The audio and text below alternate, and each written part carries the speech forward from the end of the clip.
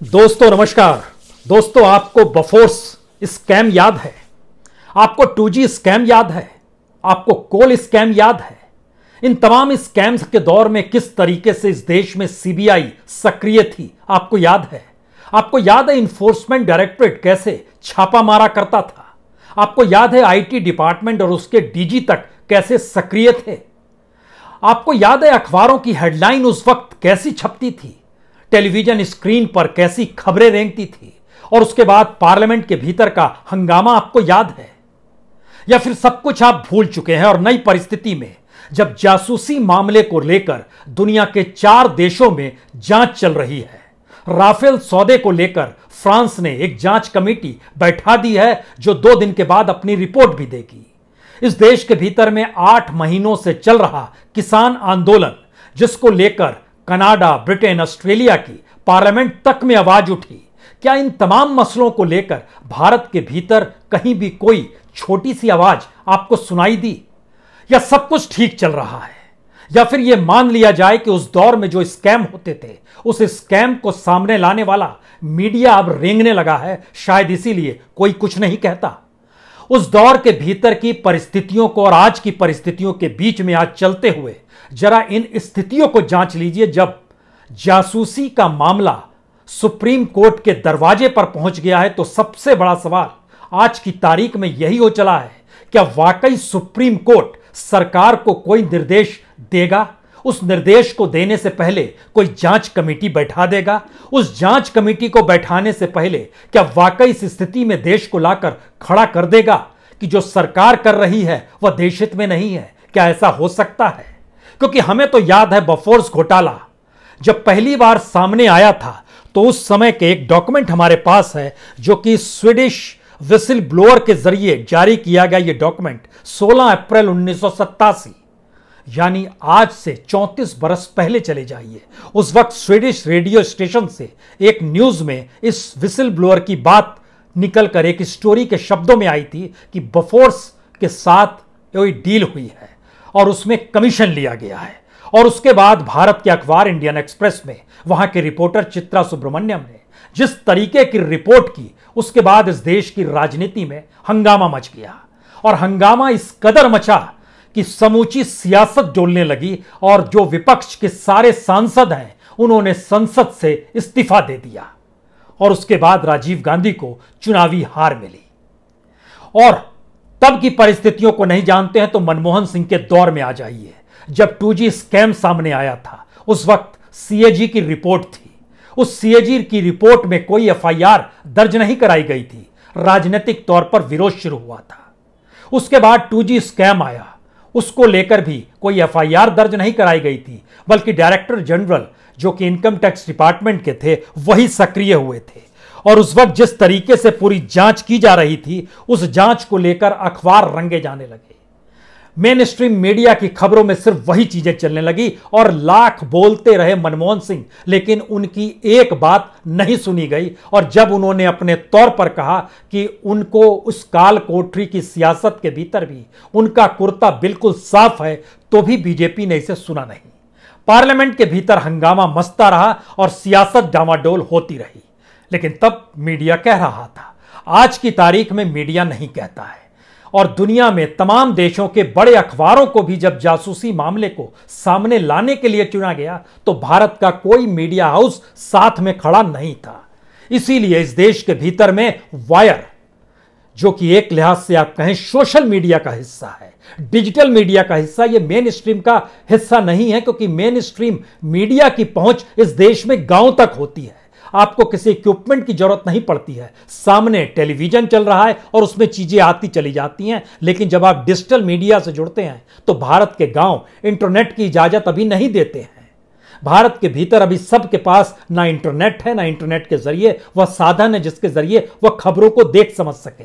शायद इसीलिए main stream media की भूमिका किसी भी डेमोक्रेटिक स्टेट में बहुत बड़ी होती है।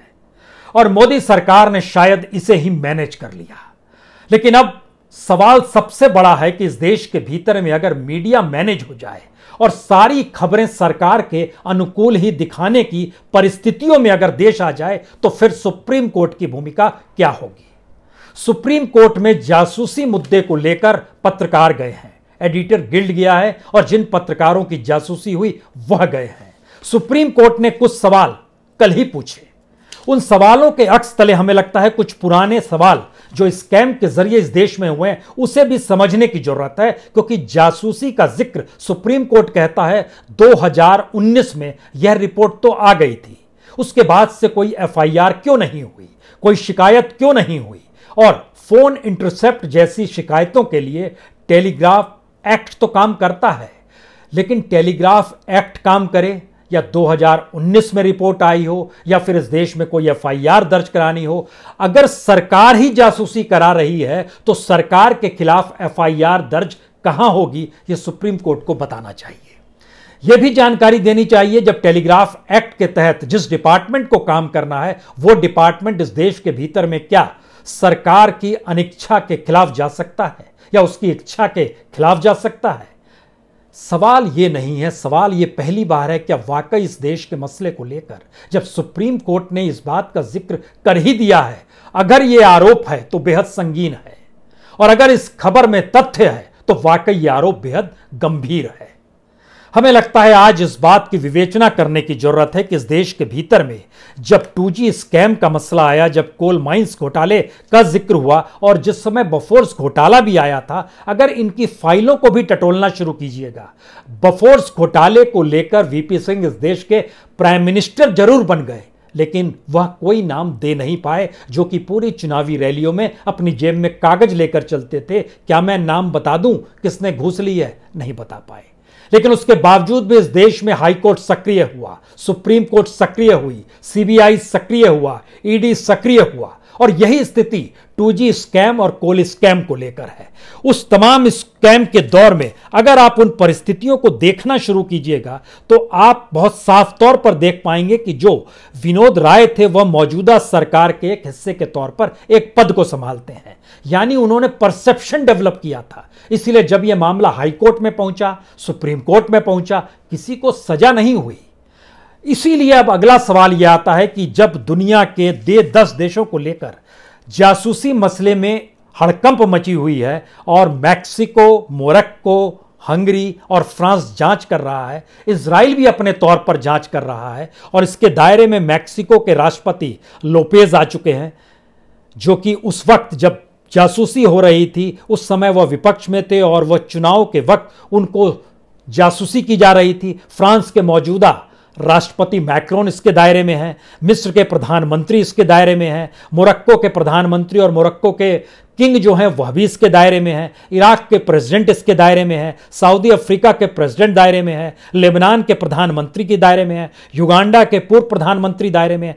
तब यह सवाल है कि भारत के भीतर जब विपक्ष के नेता से लेकर इस देश के भीतर में जितने भी इंस्टीट्यूशंस हैं, जो भी आपके जहन में आता हो उस इंस्टीट्यूशंस का जब आप नाम लेंगे तो आपको लगेगा अच्छा सुप्रीम कोर्ट इसके दायरे में आ गया। आपके जहन में आएगा रॉ के जिनको कंपल्सरी रिटायरमेंट पे भेजा गया, जितेंद्र कुमार ओझा, उनकी भी जासूसी हो रही थी। इलेक्शन कमीशन कमिश्नर जिनको वहां से हटाकर कहीं और भेज दिया गया, अशोक लवासा, उनकी भी जासूसी हो रही थी। सीबीआई से जुड़े हुए आलोक वर्मा, राकेश अस्थाना जो दिल्ली के पुलिस कमिश्नर बन गए, AK शर्मा, इनकी भी जासूसी हो रही थी। बीएसएफ से जुड़े हुए KK शर्मा और जगदीश मैथानी, इनकी भी जासूसी हो रही थी। कर्नल लेवल पे आइएगा तो मुकुल देव, ये वही शख्स हैं जिन्होंने स्क्रैप किया था फ्री राशन की, जो शांति वाले क्षेत्र हैं वहां पर जो सुविधाएं मिलती है फ्री राशन की, इनको खत्म कर दिया जाए, इनकी भी टेलीफोन टैप हो रहे थे। कर्नल अजीत कुमार जो आफ्सा को लेकर उन्होंने सुप्रीम कोर्ट में अर्जी दाखिल की थी, उनकी भी जासूसी हो रही थी। इन्फोर्समेंट डायरेक्टर से जुड़े हुए राजेश्वर सिंह, उनकी भी जांच हो रही थी। बिजनेस पर्संस में आइएगा तो jet Airways, spice jet, SR group, यानी इस देश के भीतर में जितनी बड़ी पैमाने पर और जितने बड़े कैनवास के तौर पर जांच या जासूसी हो रही थी, उसकी जांच की प्रक्रिया को लेकर सुप्रीम कोर्ट अभी खामोश है। सुप्रीम कोर्ट सिर्फ जर्नलिस्टों के मसले को लेकर सवाल उठा रही है, लेकिन एक लकीर उसने खींची है। वो लकीर कहती है कि अगर ये आरोप सही है तो बेहद संगीन है। असल बात यहीं से शुरू होती है, क्या वाकई 2018 की जनवरी में जब देश के 4 जजेस ने ये कहा था कि डेमोक्रेसी इन डेंजर और 2017 के बाद से इस देश के में आप कहीं कोई फैसला सुप्रीम कोर्ट का सरकार के खिलाफ जाते हुए नहीं देखेंगे। वो चीफ जस्टिस मिश्रा का दौर हो, चीफ जस्टिस रंजन गोगोई का दौर हो, लेकिन फिलहाल ये मामला उठ तो रहा है। तो क्या मामला उठ रहा है और सुप्रीम कोर्ट तक पहुंच रहा है, इसको लेकर अपने आप से संवेदना बरती जा सकती है? ये एक सवाल है।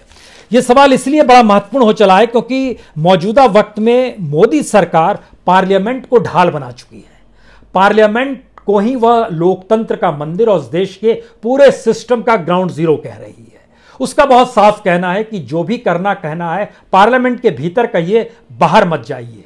यह अंदेशा विपक्षी नेताओं को लेकर नहीं है, क्योंकि जैसे ही विपक्षी नेताओं का जिक्र होगा तो फिर आप पुराने दौर में आपको जाना होगा, जब 2G स्कैम और कोल स्कैम को लेकर पार्लियामेंट के भीतर हंगामा ही नहीं होता था, बल्कि पूरे तरीके से ध्वस्त हो जाती थी। और उस वक्त जो विपक्ष के नेता के तौर पर बीजेपी के नेता थे, वह बहुत साफ तौर पर जिन शब्दों का इस्तेमाल करते थे, उन शब्दों में एक बात खास तौर से कही गई थी कि अगर पार्लियामेंट के चलने से इस देश को कोई फायदा नहीं होता है तो फिर पार्लियामेंट नहीं चलनी चाहिए, और अगर पार्लियामेंट चलेगी और इससे कोई लाभ इस देश की जनता के खिलाफ जाता है तो भी पार्लियामेंट नहीं चलनी चाहिए। इसलिए यह सवाल है कि वाकई राफेल की डील क्या बफोर्स डील के पैरेलल में खड़ी की जा सकती है या उससे भी खतरनाक है?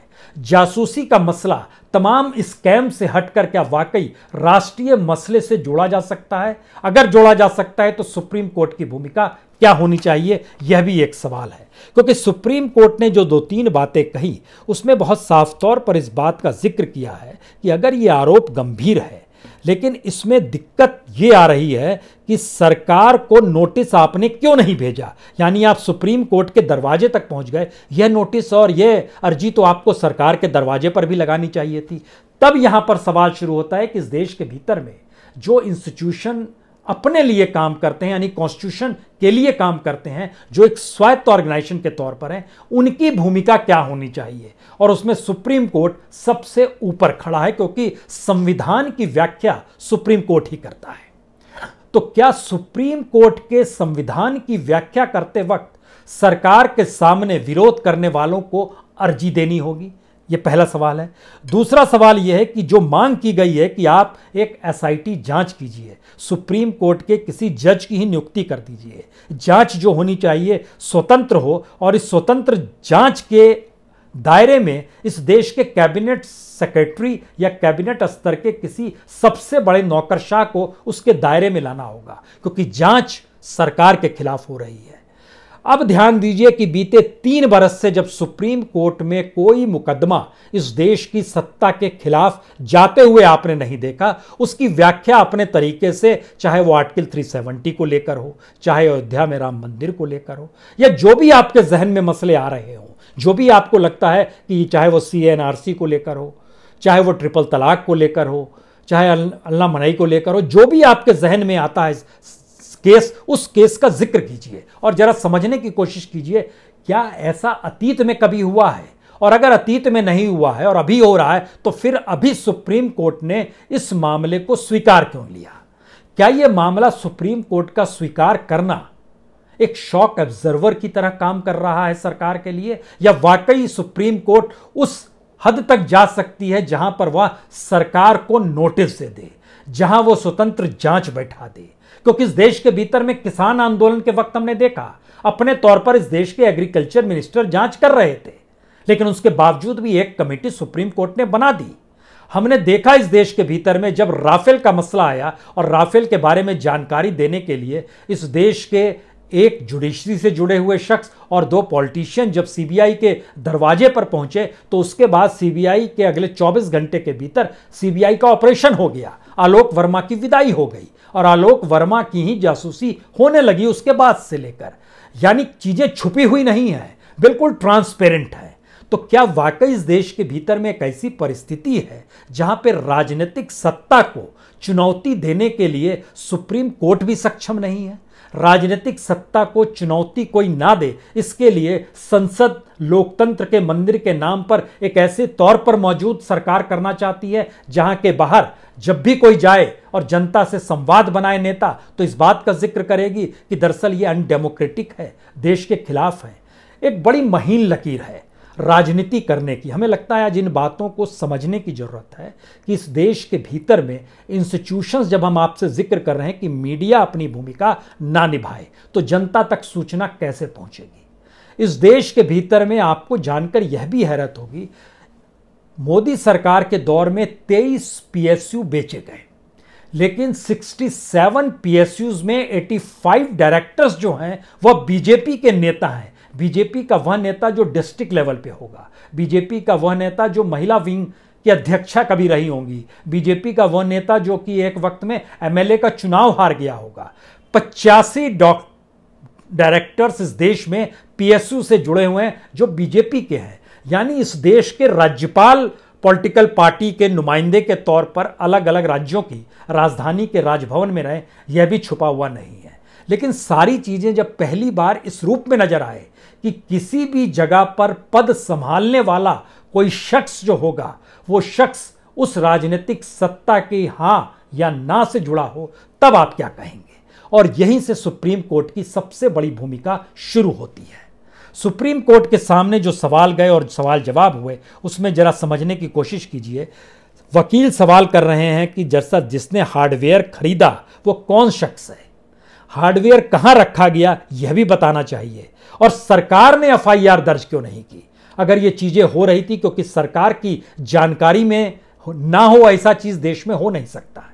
अगर ये नहीं हो सकता है तो हमें लगता है कि अब सुप्रीम कोर्ट को सरकार की भूमिका को समझना चाहिए, जहां उसने 3 हथियार अपनाए हुए हैं।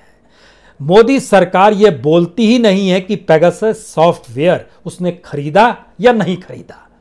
ध्यान दीजिए, रविशंकर प्रसाद अपनी प्रेस कॉन्फ्रेंस में जिक्र जरूर करते हैं कि दुनिया के 40 देशों में पेगासस सॉफ्टवेयर खरीदा गया है। पेगासस खुद बतलाता है, जो एनएसओ कंपनी है इजराइल की, वो जानकारी देती है कि 40 देशों के 60 क्लाइंट हैं उसके पास। लेकिन भारत सरकार बिल्कुल नहीं कहती हमने खरीदा या नहीं खरीदा, इसकी पुष्टि भी वो नहीं कर रही है।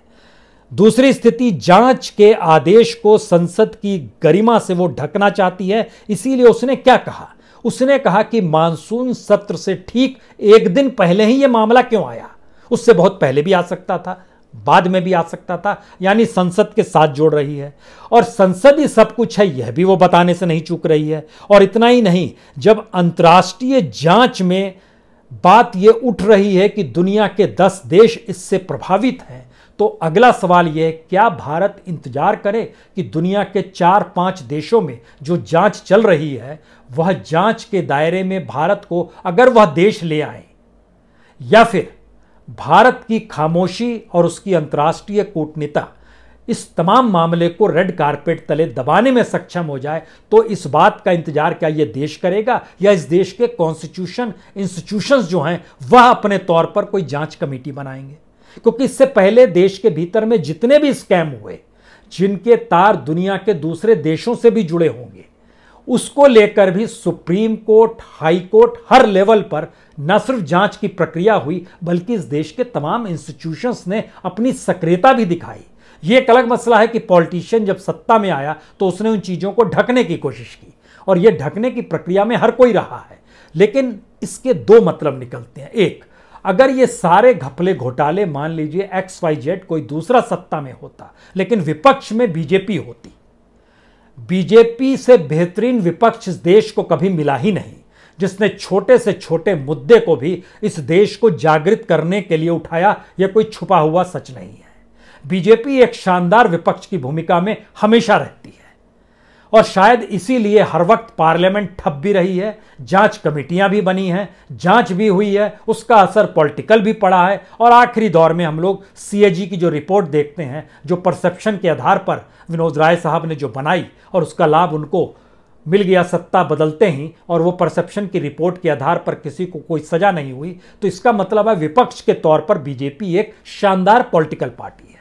लेकिन इसका अगला कदम है, अगर यही बीजेपी सत्ता में है तब वो क्या करेगी। उसकी 2 ही राय है। एक, जनता ने हमको चुना है तो हम कुछ भी कर सकते हैं, और जनता जो चुनने का मौका आएगा तब वो हमको हटा दे, यानी 5 साल के लिए हमारी तानाशाही आपको बर्दाश्त करनी पड़ेगी। लेकिन दूसरी प्रक्रिया यह आ रही है कि अगर चुनावी प्रक्रिया में इलेक्शन कमीशन तक को प्रभावित करने की स्थिति में अगर सत्ता आ जाए तो फिर सुप्रीम कोर्ट की भूमिका क्या होनी चाहिए। इलेक्शन कमीशन भी अपने आप में कॉन्स्टिट्यूशनल स्वायत्त बॉडी है। चुनाव आयोग से हटकर अगर सुप्रीम कोर्ट का भी जिक्र करें, वह भी एक कॉन्स्टिट्यूशनल बॉडी है अपने तौर पर। लेकिन इस देश के भीतर में जो भी 5-6 कॉन्स्टिट्यूशनल बॉडी है, अगर उसको भी आप परखना शुरू करेंगे तो वहां भी यह सवाल आएगा, क्या वह भी सत्ता और सरकार के इशारे पर काम कर रही है।